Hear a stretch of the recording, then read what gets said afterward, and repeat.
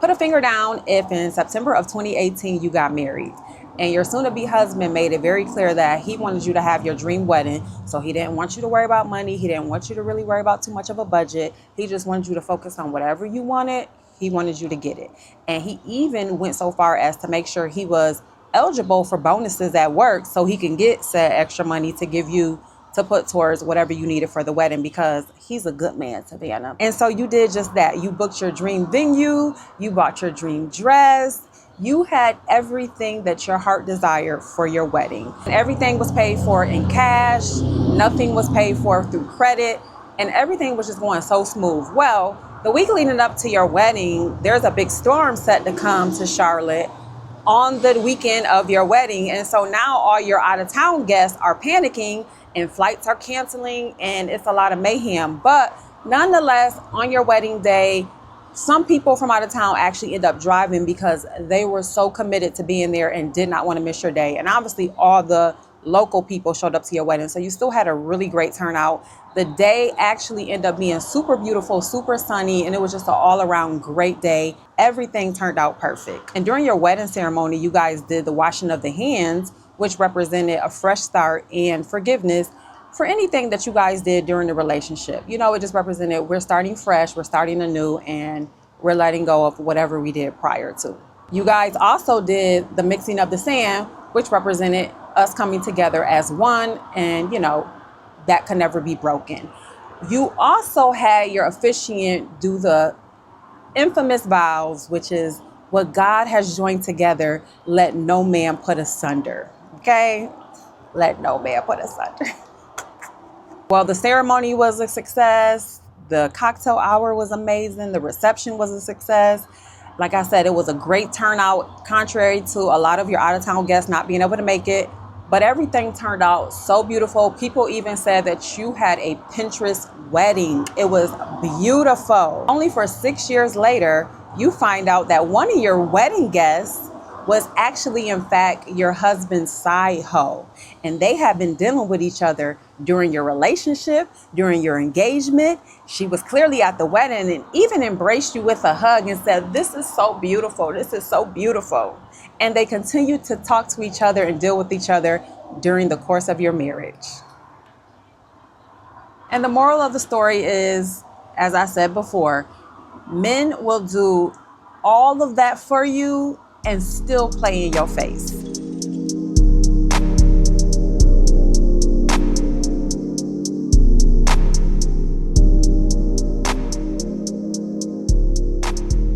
Okay, so before we get into the story time, I do recommend that you go ahead and watch the first two videos I posted, just because it's going to give you more context as you begin to watch, you know, each video. I started the first video with just basically taking an accountability just to kind of show that all the signs were there. A lot of things were in my face that I was ignoring, in denial about.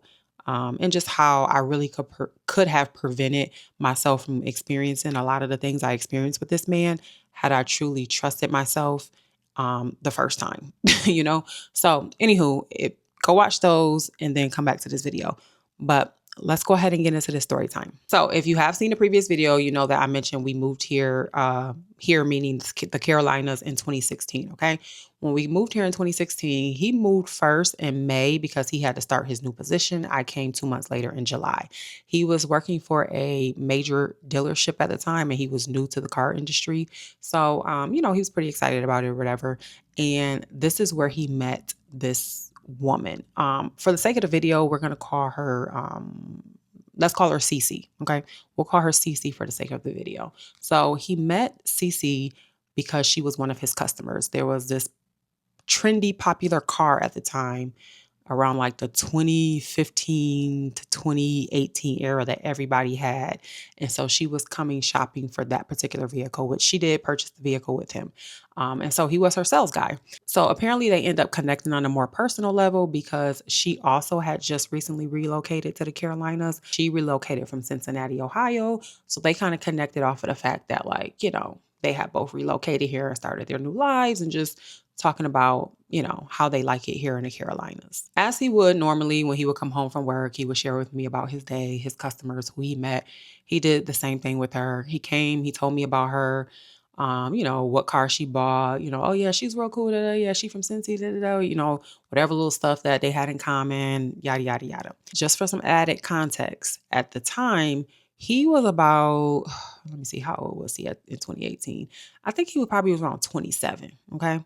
He was around 27, 28. She was early 50s, okay?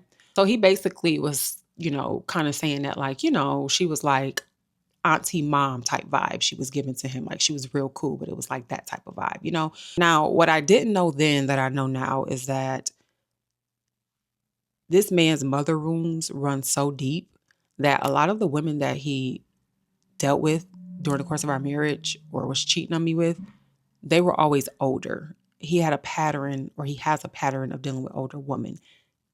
Hence, I am actually 5 years older than him. But baby, I found out I'm actually too young. I'm actually young compared to what he wants. But he's always chasing older women because he's trying to like heal that mother wound.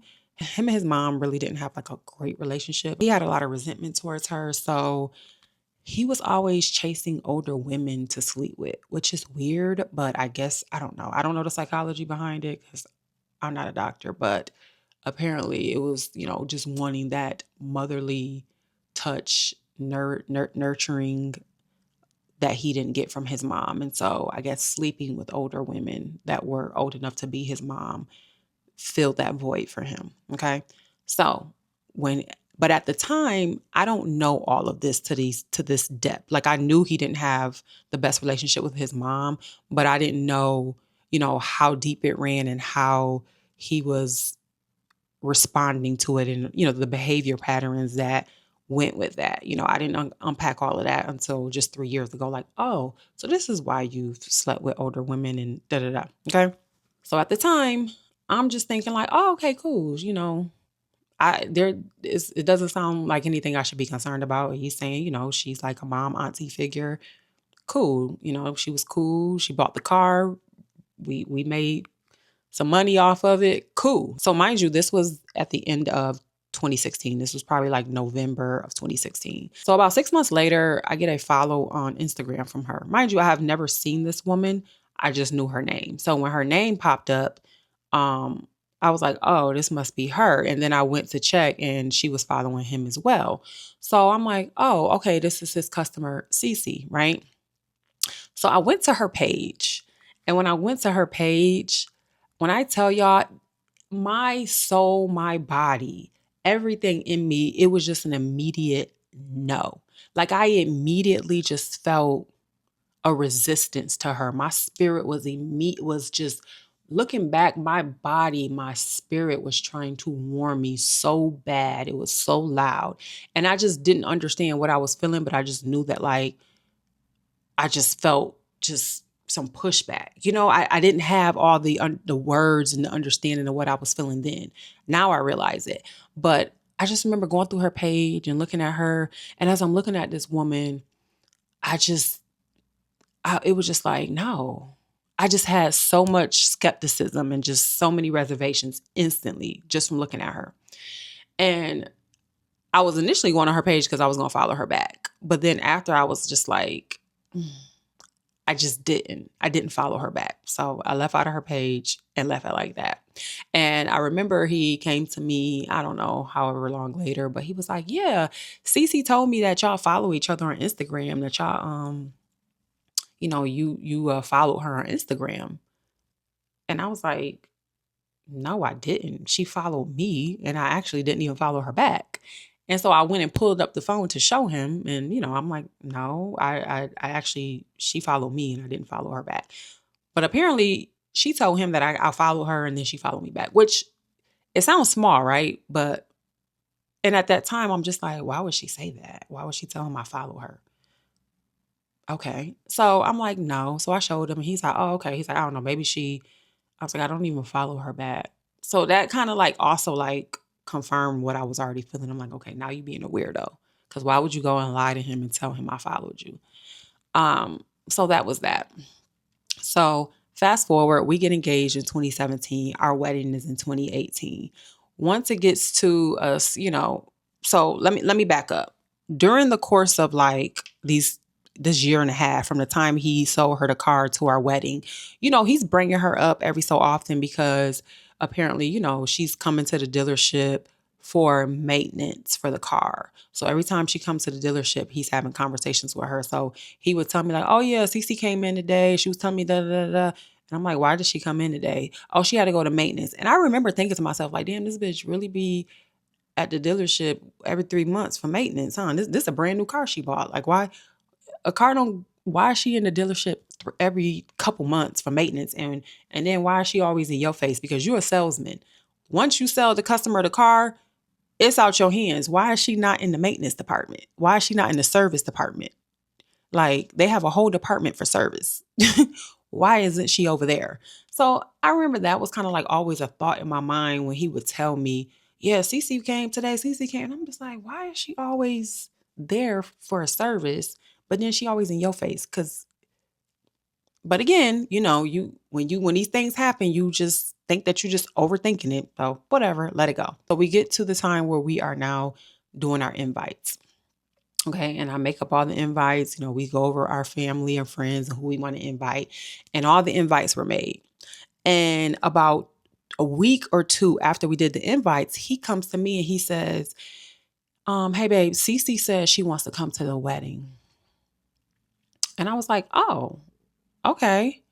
Um, is she coming with her?" Oh, by the way, she has a husband. She's married. So I'm like, "Is she coming with her husband?" And he was like, "Yeah, she's coming with her husband." Oh, okay, cool. So I will go ahead and make a invitation for her and her husband. So I do just that. And apparently he's going to give her the invite because, she's always at the service department. Apparently she got another service coming up again soon. Oh my God. Looking back, it's like, listen, when you feel something, go with what you feel. Cause I'm like, ugh. Like I talked myself out of everything that I felt and I knew was off. And it just pisses me off. And this is why now I don't play those games. When I feel it's off, it's off. And I go with that. So anywho, so yeah, I make up this invitation for Cece and her husband. And he's gonna give it to her at her next service appointment. Yeah, they were service appointments, all right, just not at the damn dealership. Let's fast forward to the wedding day because now Cece has her wedding invite for her and her husband. So we get to the wedding. Obviously, during the ceremony, you don't really see too many people because you're just focused on getting down the aisle and saying your vows. So I didn't see her until the reception. Okay. And I remember at the reception, as me and him were doing our little rounds and just, greeting our guests and just seeing how everybody was doing, we got to her and I noticed immediately that she was by herself. And the first thing I'm like, "Hi, thank you so much for coming." Mind you, this is my first time meeting her in person. Okay. This is my first time meeting her in person. And so I'm like, "Oh, hi, nice meeting you finally." And then she like reached out to hug me and she's like, "This is so beautiful. This is so beautiful." And me, I'm like, "Oh, where's her husband?" Because she's by herself. And so I was like, "Oh, where's your husband?" And she was like, "Oh, he had a business trip. So he's traveling this weekend. He wasn't able to make it." And I'm like, "Oh, okay." So again, I'm just like, whatever. Okay, I guess, apparently he had told me earlier on too that like her husband was some businessman and he would travel for business. So I was like, "Oh, okay, cool. He's traveling for business." So nonetheless, like I said, that's her story. That's what she says. Her husband is traveling for business. This lady hugged me and told me the wedding was beautiful. And I went on about my night and enjoyed my night with my family and friends. When she left, she never came and said anything to anybody. She just left. Okay. So that was that. That was in 2018. So, like normal, throughout the years, we go on, we live our life. In 2020, we have our son. And, every now and again, he's mentioning her, "Oh, yeah, Cece hit me up and said da da da." Cece, she actually sent her son and her sister to him to buy vehicles from him. I'm not sure if they actually purchased or not, but she was sending like her family to him and everybody. So she was like giving him business and stuff too. So again, I'm not thinking nothing of it. This lady is in her 50s, in her mid 50s, okay? Let's speed up all the way to 2023. when all of this man's skeletons began to come out the closet. When this man's skeletons began to come out the closet, and it was only because, if you watched my last video, I said throughout our marriage, I was having dreams that he was cheating.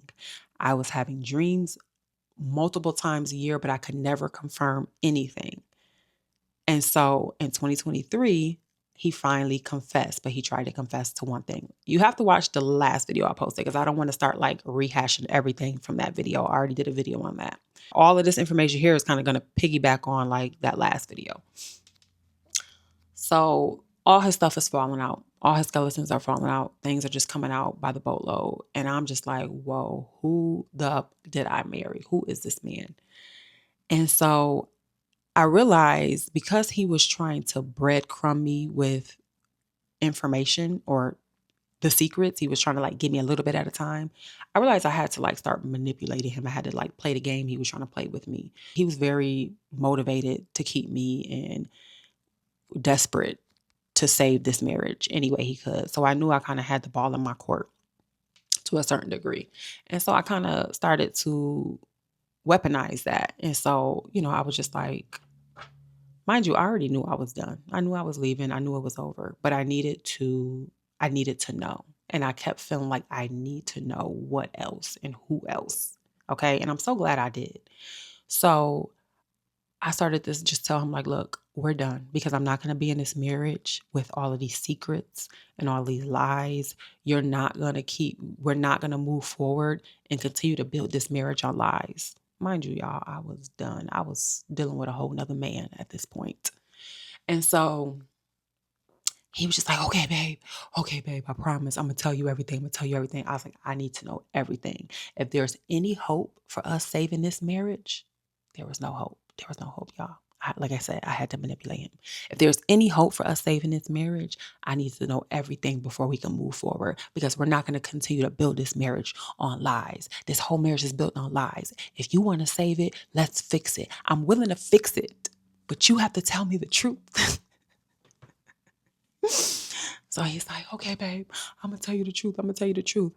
Just please promise me that when I tell you this, you won't leave me. This is just one thing that I've been holding on to that I know is going to just ruin everything. I know that if I tell you this, it's going to bury us. If you find this out, I know it's going to bury us. That's what he kept saying.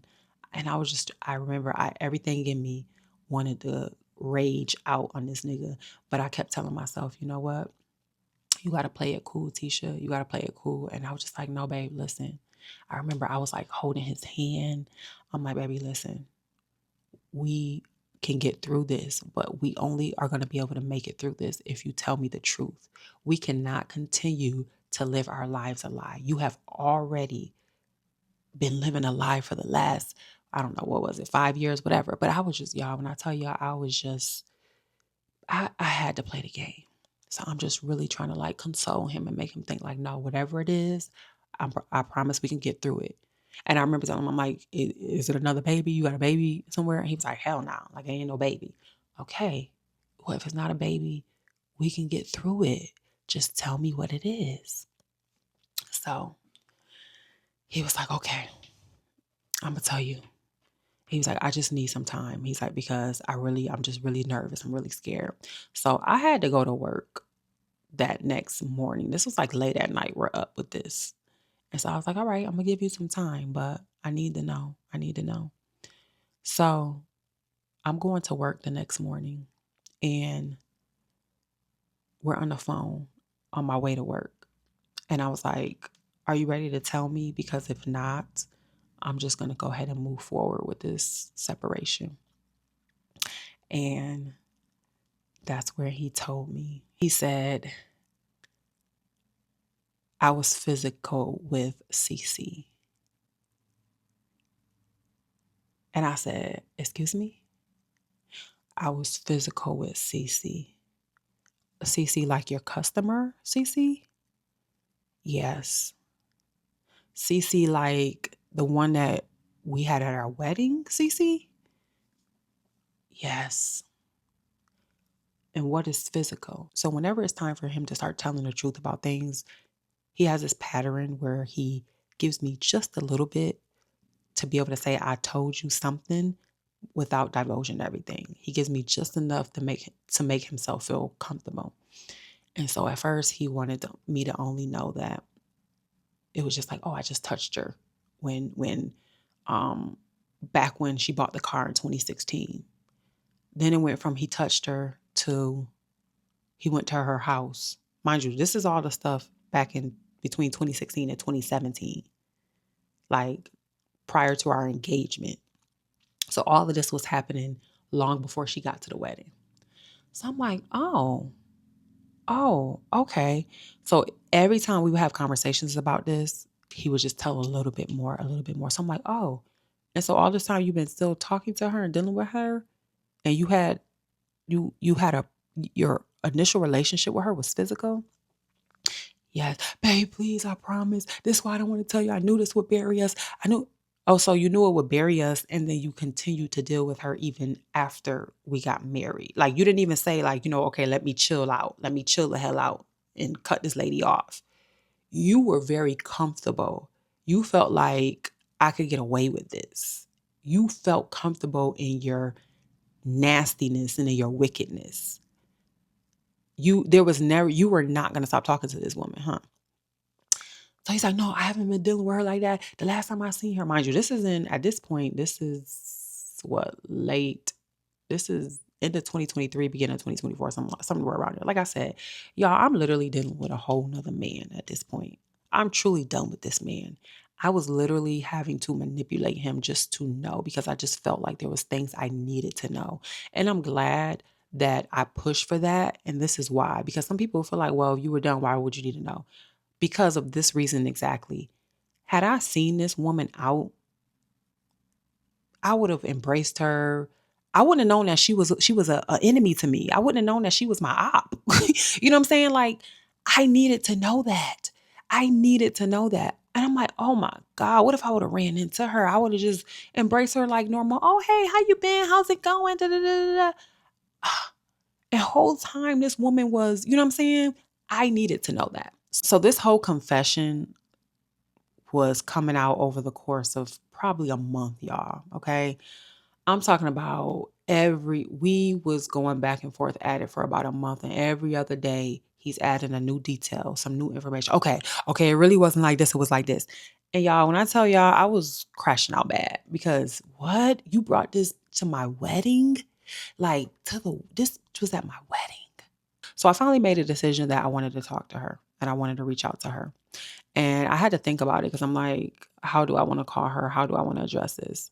And I was like, there's no other way. Like, just ask, just ask. But I'm not calling her on no like rah rah, like, oh bitch, like it wasn't like that. Mind you, I've never called her before, right? She was not a friend to me. And so I had him give me her number, and he did, because of course he has it. And I call her and she answers. I'm like, hey, Cece, this is Tisha, so-and-so's wife. Just like that. Like, not with any type of energy, calling very friendly, I come in peace. And she said, okay.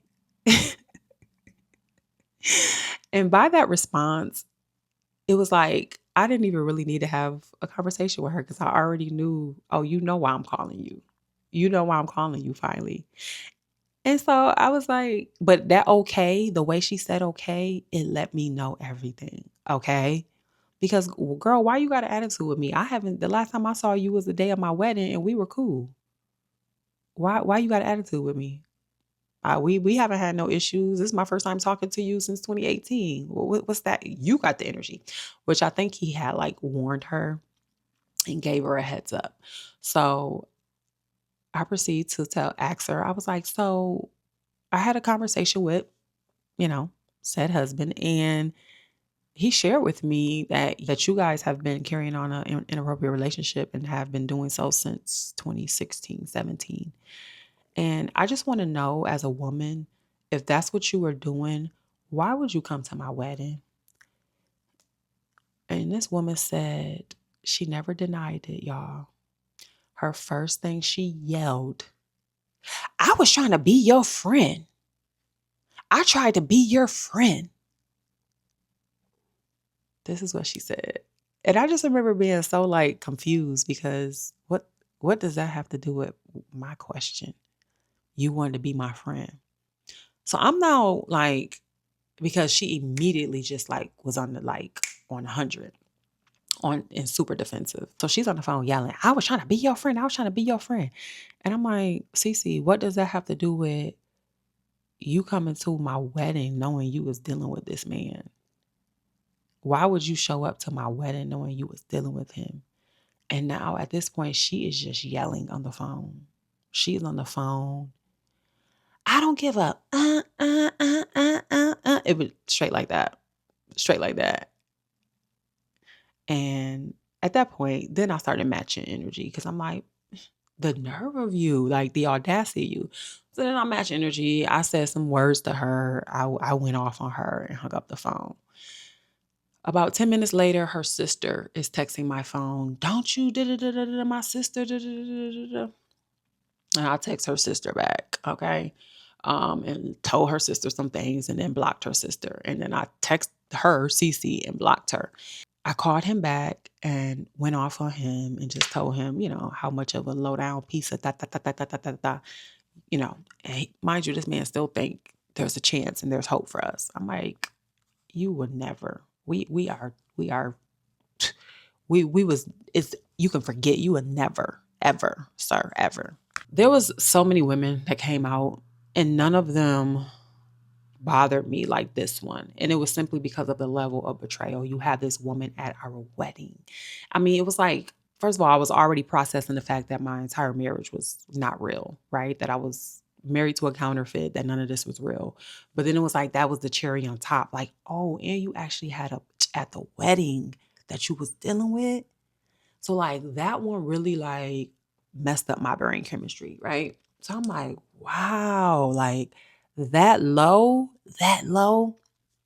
So a couple weeks later, I'm having a conversation with a friend of mine's, and he's like, I think that you need to reach back out to her and come like you're coming in peace, and just try to like come like you're being, just come like you're apologizing. And I was like, I'm not about to come apologize to this man. I'm like, and he's like, no, Tisha, I'm telling you, because I needed her to, admit it. I needed to hear from her, like, yes, this happened, da, da, da, da. Like, even though he was like, because he was breadcrumbing me. Like I said, his story was all over the place. It was a mess. And so I wanted to hear from her. Looking back, I really wish I just would have let it go. But when you're in that space of just like brokenness and trauma and you're dealing with betrayal, I was just like desperate for like answers, right? Because you came to my wedding. You came to my wedding. So I decided to call her back. And she answered. Surprisingly, I wasn't blocked. I had her blocked all that time, so I unblocked her. And she answered, and I was like, "Hey, Cece, how you doing?" She knew exactly who I was, and she was like, "I'm good." I was like, "So first off, I just want to start by saying I truly do apologize about how the conversation went a couple weeks ago. That was not my intention for it to go that way, but I just wanted to come and just see if you and I could just have a conversation, you know, respectfully." And she was open to it. Her whole energy was different now by this time, completely different. During that conversation, I'm not going to get into the conversation. We was on the phone for probably an hour. And she was denying most of it. And she would only admit to, so when I would ask her like, okay, so what was he at your house for? Like she just did not want it. She didn't want to own everything. Like every him being at her house was, it was like, I mean, I don't know, Tisha, I don't remember. He came by. Like it was like she just did not want to take accountability, right? She just was not going to own that. And then she kept trying to use her age. I'm a 50-something-year-old woman. I don't have time for this. I'm not this. Oh, that's what she kept saying. Because remember, she's married. So let me add this in. Let's wrap this on up. Remember, she's a married woman. So that was also the other thing. Like, oh, so she cheating on her husband, you cheating on your wife. Now, wife, you've been. So she's like, I'm a 50-something-year-old married woman. Da, da, da, da, da. I can't be in all of this. That was her whole like thing. She's a 50-something-year-old married woman. And I remember on that call, she was like, listen, like, that man loves you. You know, you should just try to make it work with him. Ain't nothing out here. Da, da, da, da. He really does love you. You know, just gaslighting the situation or whatever. And she was like, you know, my husband and I, we went through our stuff too. And, you know, we got through it and we worked it out and yada, yada. She just going on about her and her husband and what they have been through and how they figured it out and worked it out and how they've been good ever since. Mind you, you've been good with your husband, but you've been can mine. Got it. So nonetheless, didn't get too far with her in terms of like confessing to anything.